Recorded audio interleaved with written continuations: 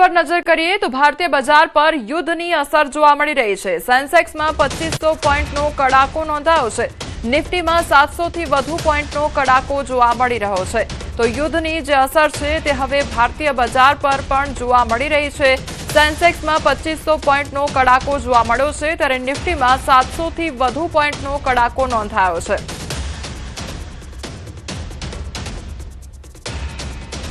तो भारतीय बजार पर हवे युद्धनी असर जोवा मળી રહી છે। જે ઈરાન, ઇઝરાયલ, અમેરિકા વચ્ચે જે યુદ્ધ જોવા મળી રહ્યું છે તેની અસર હવે ભારતીય બજાર પર પણ જોવા મળી રહી છે અને સેન્સેક્સમાં 2500 પોઈન્ટનો કડાકો નોંધાયો છે, જ્યારે નિફ્ટીમાં 700 થી વધુ પોઈન્ટનો કડાકો નોંધાયો છે। तो भारतीय शेर बाजार पर युद्धनी असर जोवा मળી રહી છે અને યુદ્ધની સીધી અસર ભારતીય બજાર પર, ત્યારે સેન્સેક્સમાં 2500 પોઈન્ટનો કડાકો નોંધાયો છે અને નિફ્ટીની વાત કરીએ તો નિફ્ટીમાં 700 થી વધુ પોઈન્ટનો કડાકો નોંધાયો છે। તો ભારતીય શેર બજારમાં ભારે ઉથલપાથલ જોવા મળી રહી છે અને યુદ્ધની સીધી અસર ભારતીય બજાર પર નોંધાઈ છે। દ્વારકાના ખંભાળિયાના ભાતેલ ગામે ખેતરમાં આગ લાગતા હડકંપ મચી ગયો છે।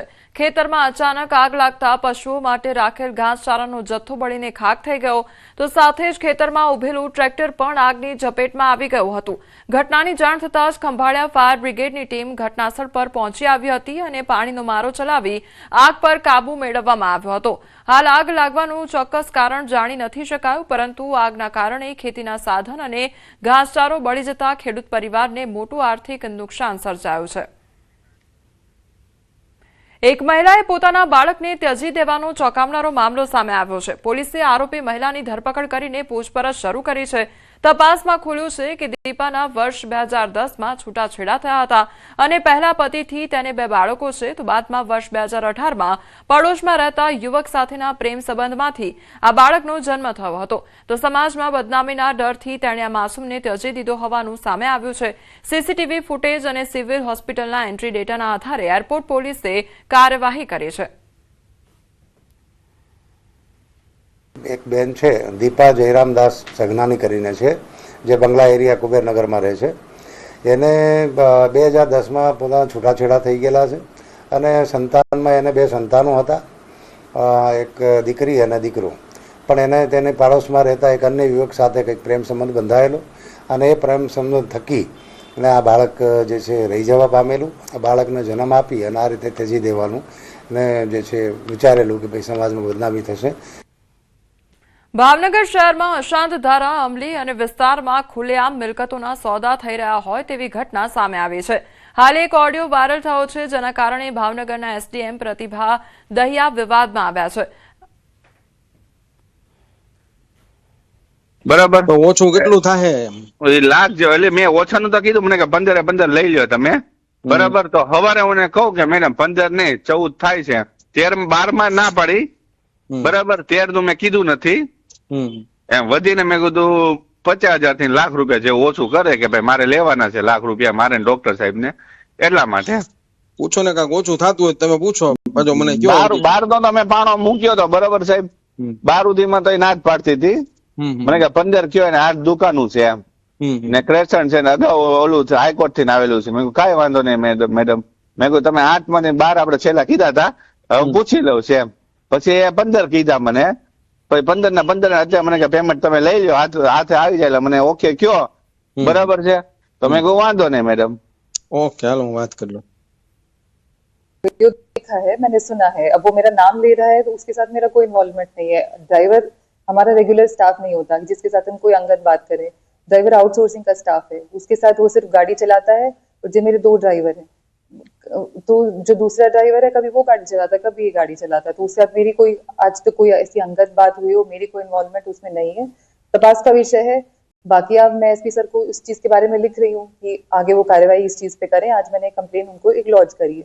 ટૂંકમાં કહીએ તો આ જે વિડીયો, આ જે ઓડિયો, આ જે છે ડ્રાઈવરનો છે અને આ આઉટસોર્સિંગનો ડ્રાઈવર છે અને જે પણ નીતિ નિયમ પ્રમાણે જે એના ઉપર એક્શન કરવાનું છે તો આ અમે લોકો કરી રહ્યા છે, એમાં કોઈ બાંધછોડ કરવામાં આવશે। પણ ખરેખર એસડીએમ નું કે એસડીએમ ના ઓફિસના કોઈ સ્ટાફનો રોલ એમાં છે કે નહીં, આ તો તપાસનો જ વિષય છે. હું આ નથી કહી શકતો કે ભાઈ ડ્રાઈવર બધું કર્યું છે કે એસટીએમ કર્યો છે કે નથી કર્યો છે કે કલેક્ટર ઓફિસમાંથી કોઈ સંડોવાયેલો છે કે નથી સંડોવાયેલો, તો તપાસથી જ ખબર પડશે. હું ના કે હા નથી કહી શકતો. ગાંધીધામ શહેરમાં મહાનગરપાલિકા દ્વારા દબાણ હટાવવાની મોટી કાર્યવાહી હાથ ધરવામાં આવી છે. 36 ક્વાર્ટર રોડથી જ્યોતકરમ સર્કલ સુધી ચાલેલી આ ઝુંબેશમાં અગાઉ 80 જેટલા દબાણકારોને નોટિસ આપવામાં આવી હતી, જેના અનુસંધાનમાં તંત્રએ લગભગ 40થી વધુ દબાણો દૂર કર્યા છે. ખાસ કરીને વરસાદી નાળાને અવરોધતા દબાણોને પ્રાથમિકતા આપીને તોડી પાડવામાં આવ્યા, જેથી વરસાદી પાણીના નિકાલમાં કોઈ મુશ્કેલી ન ઊભી થાય. સમગ્ર કામગીરી દરમિયાન તંત્રએ કડક વલણ અપનાવી શહેરમાં સફાઈ અને વ્યવસ્થિતતા જાળવવા પ્રયાસ કર્યો છે.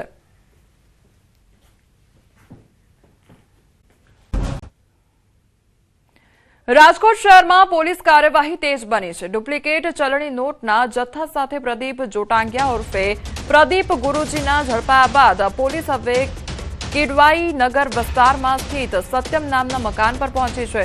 પ્રદીપ ગુરુજી ઉર્ફે પ્રદીપ જોટાંગિયાના મોટા ભાઈ અમિત જોટાંગિયાને પૂછપરછ માટે મકાનની અંદર લઈ જવામાં આવ્યા, ત્યારે પોલીસે અમિતનો મોબાઈલ ફોન જપ્ત કરીને તપાસ શરૂ કરી છે અને બંને ભાઈઓ વચ્ચેના સંબંધો તેમજ છેલ્લે ક્યારે વાતચીત થઈ હતી તે અંગે પણ માહિતી મેળવી રહી છે. સાથે જ અમિતની કારની પણ તપાસ હાથ ધરવામાં આવી છે, જેમાં દસ્તાવેજો, ચલણી નોટો અને અન્ય સામાનની ચકાસણી કરવામાં આવી રહી છે.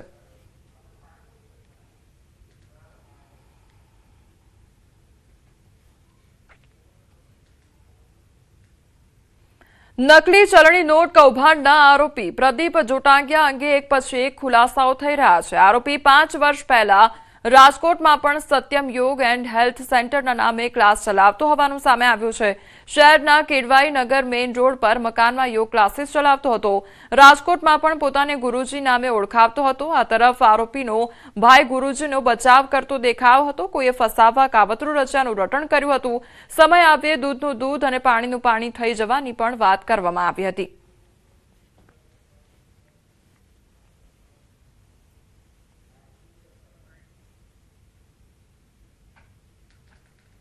નિર્દોષ છે, એને ફસાવવા માટેનું આ કાવતરું છે. ડિગ્રીધારી યોગ ગુરુ છું, મારી પાસે પીએચડી છે, ઈ પણ છે.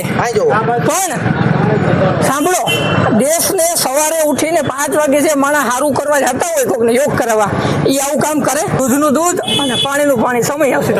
પકડાણી ખબર છે, પણ અહીં 4-5 વર્ષ પહેલા રહેતા અને યોગ સેન્ટર ચલાવતા ઘરે જ. એ એના પપ્પા અને ગુરુજી તરીકે ઓળખાતા, પણ 5 વર્ષ પહેલા અહીંયા જ બધું ચાલતું એનું યોગાનું. તમે જોયા? હા, જોયેલા. લોકો આવતા હશે અંદાજ? હા, યોગામાં ઘણા માણસો, લેડીઝ જેન્ટ્સ બધા આવતા. બરોબર. અને એ પોતે જાતા હોતા ને બીજે કઈ ક્લાસ ચલાવતા, અને અહીંયા જ આખું પરિવાર રહેતું. બરોબર. હમણાં કાંઈ 2-5 વર્ષથી કાંઈ એનું અપડેટ નથી અહીંયા. પ્લસ ઈ 3D ફોટા, પછી ઇમેજ 3D એવું બધું વેચતા. બરોબર. એમનું કરતા ઈ.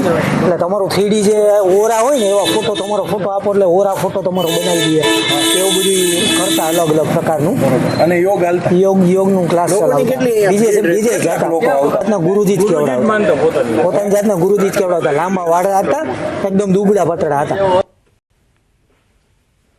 બીજી તરફ પ્રદીપ જોટાંગિયાના ઘરે પોલીસ પહોંચી. કિડવાઈ નગર સ્થિત મેઇન રોડ પર આવેલા સત્યમ નામના મકાન પર પહોંચી પ્રદીપ જોટાંગિયાના મોટા ભાઈ અમિત જોટાંગિયાની પૂછપરછ કરવામાં આવી રહી છે. અમિત પાસેથી મોબાઈલ ફોન મેળવી તપાસ શરૂ કરવામાં આવી છે. પ્રદીપ ગુરુજી ઉર્ફે પ્રદીપ જોટાંગિયા છે તે કરોડો રૂપિયાની જાલી નોટ સાથે ઝડપાયો છે અને સમગ્ર મામલે અમદાવાદ ક્રાઇમ બ્રાન્ચ દ્વારા વધુ તપાસ છે તે હાથ ધરવામાં આવી રહી છે. ત્યારે આપને હું જે ઘર બતાવી રહ્યો છું, આ એ જ ઘર છે કે જ્યાં પ્રદીપ જોટાંગિયા ઉર્ફે પ્રદીપ ગુરુજી છે કે જે આ સત્યમ નામના મકાનની અંદર કે જે કેડવાઈ નગર મેઇન રોડ ઉપર આવેલો છે ત્યાં રહેતો હતો. અગાઉ 5 વર્ષ પૂર્વે તે અહીંયા જ રહેતો હતો.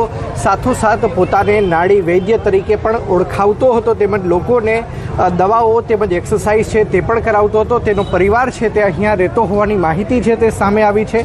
તો સાથોસાથ તેનો મોટો ભાઈ અમિત જોટાંગિયા તે હાલ પણ અહીં રહે છે.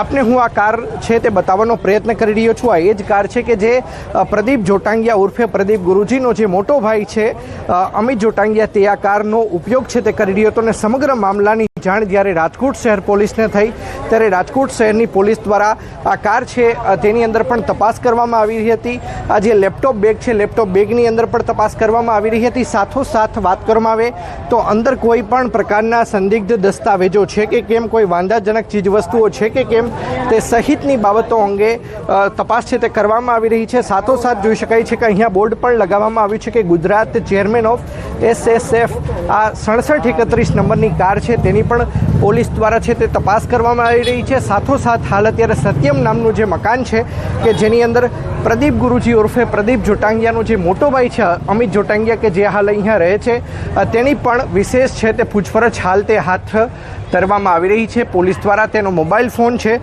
તે પણ તપાસ અર્થે કબજે લેવામાં આવ્યો છે. સાથોસાથ બંને ભાઈઓ વચ્ચે છેલ્લા કેટલાય સમયથી વાતચીત થઈ છે કે કેમ, છેલ્લે ક્યારે વાતચીત થઈ હતી, કયા પ્રકારની વાતચીત થઈ હતી તે સહિતની બાબતો અંગે પૂછપરછ હાથ ધરવામાં આવી રહી છે. અંકિત પોપટ, ન્યૂઝ 18 ગુજરાતી.